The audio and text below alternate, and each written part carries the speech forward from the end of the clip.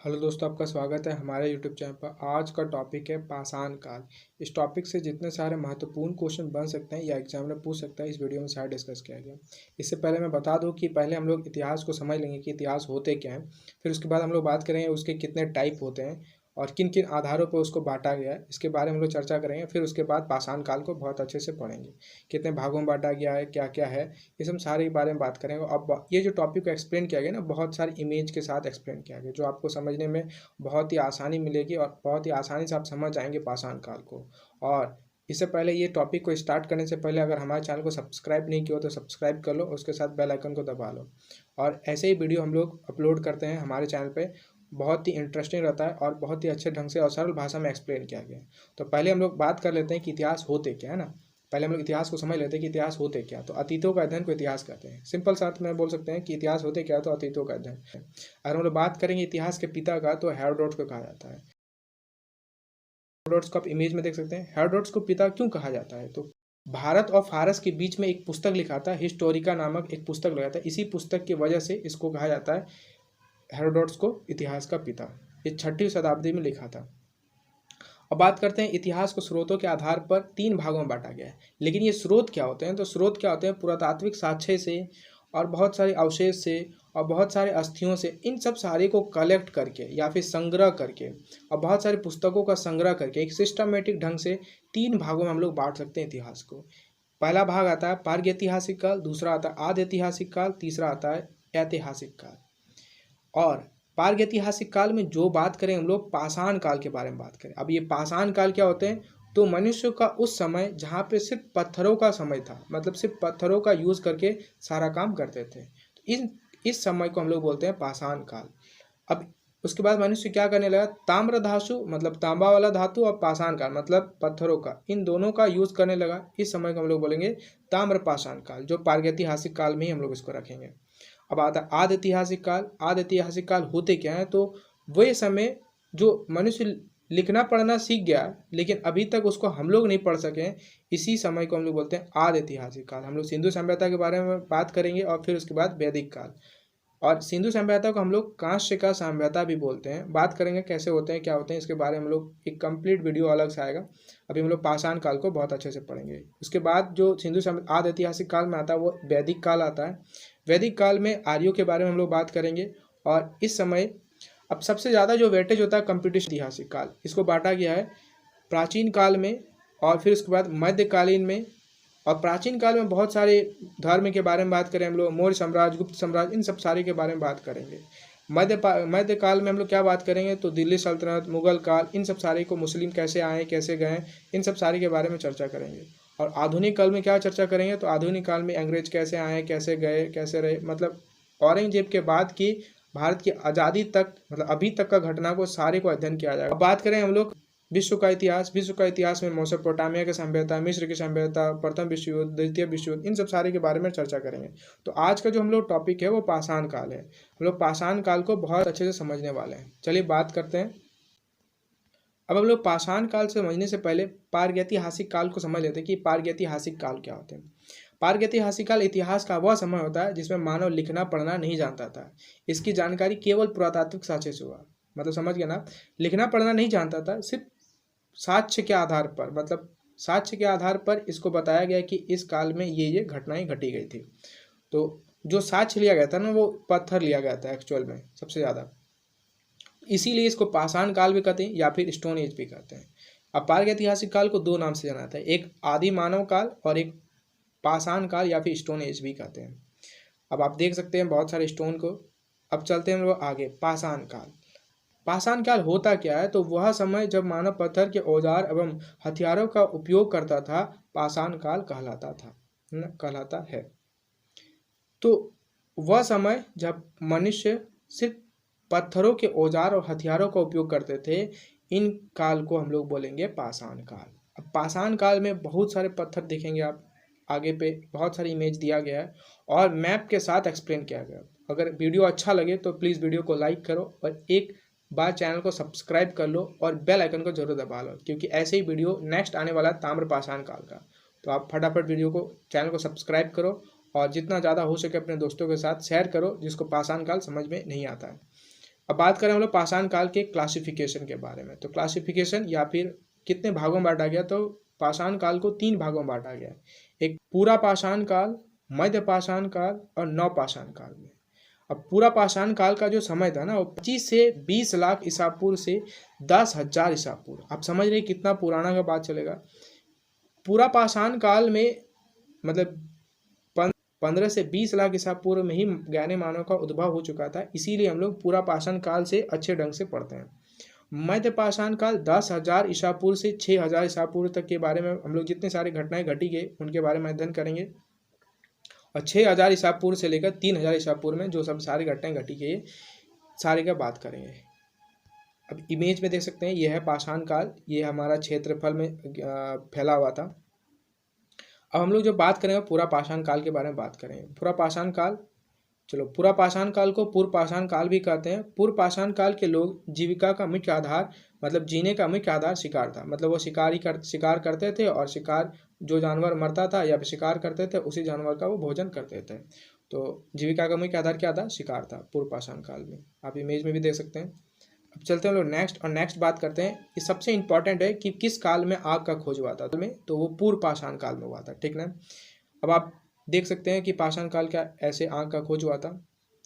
अब पूर्व पाषाण काल में क्वार्टरजाइट के बर्तन प्रयोग में लाते थे। अब ये आपके दिमाग में आ रहा हो कि क्वार्टरजाइट होते क्या, तो क्वार्टरजाइट कुछ नहीं होते, बलुआ पत्थर का एक शुद्ध रूप होता है।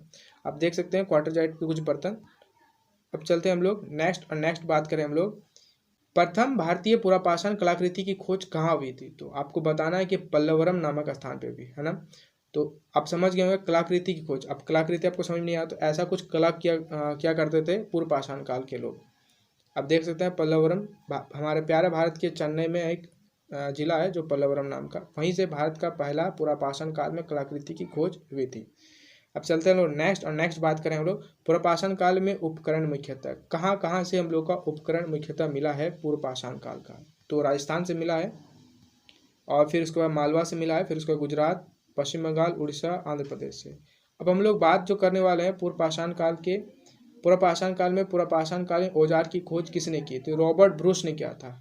यह प्रथम व्यक्ति थे जिसमें से भारतीय पुरापाषाण काल के औजार की खोज की थी। और कब किया था? तो 1863 ईस्वी में किया था। अब देख सकते हैं रॉबर्ट ब्रूस को। अब चलते हैं हम लोग नेक्स्ट और मध्य पाषाण काल के बारे में बात करते हैं। मध्य पाषाण काल में मनुष्य गुफाओं में और घने वृक्षों के नीचे रहा करते थे। अब चलते हैं हम लोग नेक्स्ट पूर्व मध्य पाषाण काल में लोगों ने पत्थरों के औजार बनाए थे। अब मध्य पाषाण काल के लोग जो हुआ करते थे ना वो पत्थरों के औजार बनाते थे। अब मनुष्य द्वारा निर्मित प्रथम औजार जो था ना वो पत्थर की कुल्हाड़ी थी। आप इमेज में देख सकते हैं पत्थर की कुल्हाड़ी। अब चलते हैं हम लोग नेक्स्ट बात करें हम लोग मध्य पाषाण काल में लोग जिन बर्तनों का उपयोग लाते थे ना वे होते थे माइक्रोलिथ के। अब माइक्रोलिथ में जो बर्तन होते थे वो एगेट होते हैं, चार्टेट और जैस्पर होते हैं। अब एगेट क्या होता है? तो एगेट कुछ नहीं रंगीन पत्थर था और चर्ट क्या था? तो एक चमकीला पत्थर था और जैस्पर भी रंगीन पत्थर था। इन्हीं पत्थरों के द्वारा से मध्य पाषाण काल में बर्तन बनाए जाते थे। अब चलते हैं नेक्स्ट। और ये माइक्रोलिथ क्या होता है? माइक्रोलिथ एक छोटा पत्थर का उपकरण है जो आमतौर पर चमकदार पत्थर से बना होता है। अब चलते हैं नेक्स्ट। चित्र बनाने की कला मनुष्य ने मध्य पाषाण काल में सीख ली थी। चित्र बनाने की कला जो थी ना वो मध्य पाषाण काल में सीख ली थी। आप इमेज में देख सकते हैं कुछ चित्रकारी। अब मध्य प्रदेश में स्थित भोपाल की भीमबेटका में मध्य पाषाण काल की सेल की गुफा मिली है। ये साक्ष्य मिला है। तो आप देख सकते हैं कुछ भीमबेटका की गुफा जहाँ पे मध्य पाषाण काल का कुछ साक्ष्य मिला है सेल गुफाएं का। अब नवपाषाण काल को हम लोग उत्तर पाषाण काल के भी नाम से जानते हैं। अब नवपाषाण काल के बारे में यहाँ पे 3 होगा। अब चलते हैं हम लोग नेक्स्ट और बात करेंगे नवपाषाण काल में खाद्य संग्रह काल भी कहा जाता है, ठीक ना। खाद्य को रखना भी सीख लिया था और इसके साथ खाद्य को रखने के साथ साथ वो फिर से उसका उत्पादन भी करना सीख लिए थे। आगे पढ़ेंगे आप। नवपाषाण काल में आहार संग्रहता के साथ आहार उत्पादक भी बन गए थे। मतलब नवपाषाण काल के लोग जो थे वो आहार को संग्रह भी करते थे और उसके बाद उसको उत्पादन भी करते थे। प्रागैतिहासिक काल में अन्न का उत्पादन का स्थान मेहरगढ़ जो कहाँ पे है? पश्चिम में बलूचिस्तान में। आप देख सकते हैं इमेज पे, यह है मेहरगढ़। यहीं पे पहला साक्ष्य मिला है मेहरगढ़ से अन्न का उत्पादन का।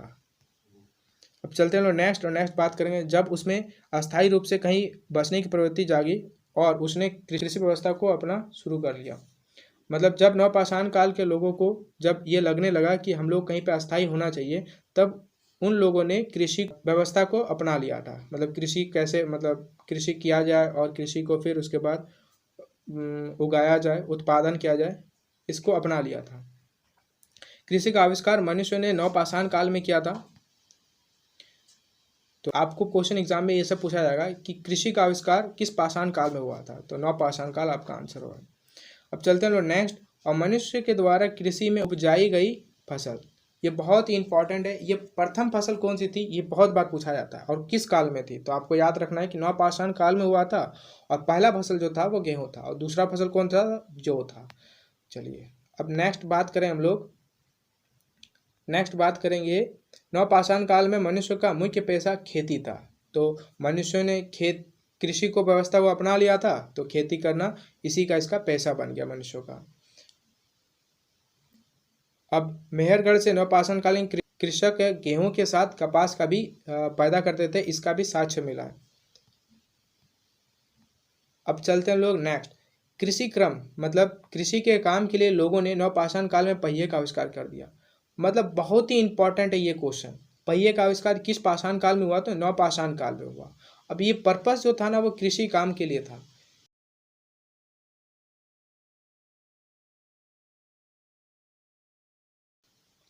नवपाषाण काल में मिट्टी से बने घरों में रहते थे, मिट्टी के बने घर में रहते थे। अब चलते हैं लोग नेक्स्ट, और नेक्स्ट बात करेंगे, नवपाषाण काल में मनुष्य ने पशुपालन करना शुरू कर दिया था, और मनुष्य ने सर्वप्रथम कुत्ते को पालतू नवपाषाण काल में बनाया था। मतलब पहला जो पालतू जानवर था ना, वो कुत्ते को ही बनाया था। अगर आपको ये वीडियो अच्छा लग रहा है तो वीडियो को लाइक करो और चैनल को सब्सक्राइब करो, जितना ज़्यादा हो सके उतना ज़्यादा।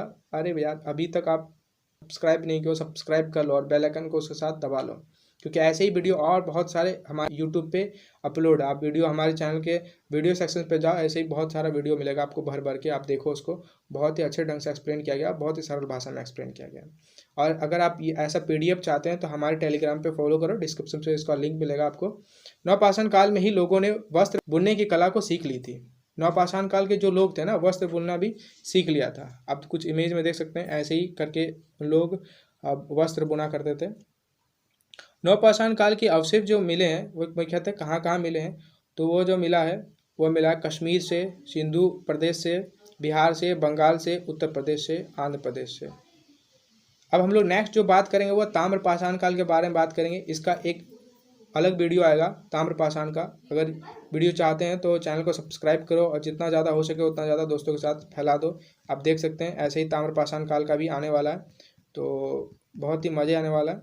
आपको डिस्क्रिप्शन में इसका लिंक मिल जाएगा ताम्रपाषाण का। और ऐसे ही वीडियो के लिए और भी इतिहास को पूरा कंप्लीट समझना चाहते हैं तो आपको एक प्लेलिस्ट मिल जाएगा, आप उसको भी देख सकते हैं।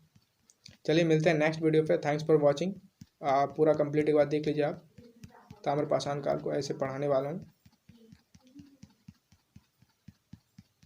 चलिए, तो अभी तक चैनल को सब्सक्राइब नहीं तो चैनल को सब्सक्राइब कर लो, और जितना ज़्यादा हो सके उतना ज़्यादा अपने दोस्तों के साथ फैला दो। और मिलते हैं नेक्स्ट वीडियो पे। देखिए ताम्रपाषाण काल को बहुत अच्छे ढंग से एक्सप्लेन किया गया, बहुत ही इमेज, मैप, इन सब सारे से डिस्कस किया गया। तो वीडियो अच्छा लगे तो चैनल को सब्सक्राइब करो, लाइक करो, जितना ज़्यादा हो सके सब कुछ कर दो। चलिए ख़त्म हो गया, ख़त्म ख़त्म ख़त्म, चलिए ख़त्म। अब उसके बाद सिंधु सभ्यता के बारे में बात करें। सिंधु सभ्यता बहुत ही अच्छे से बताया गया, वो ग्राफिंग से बताया गया। चलिए मिलते हैं नेक्स्ट वीडियो पे। Thanks for watching.